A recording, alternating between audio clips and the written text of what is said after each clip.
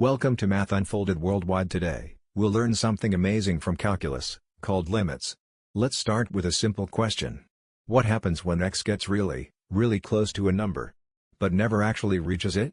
That's the idea behind limits, and it's the first big step into the world of calculus. Imagine you're walking toward a wall, taking half the remaining distance each time.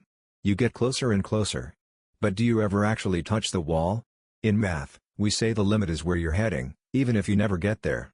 Let's take a real example. What's the value of x squared, 1, x, 1, as x approaches 1? If you plug in 1, you get 0, 0, undefined. But if you try values close to 1, like 0.9, 0.99, or 1.01, the answers get very close to 2. That's the limit, the value the function approaches.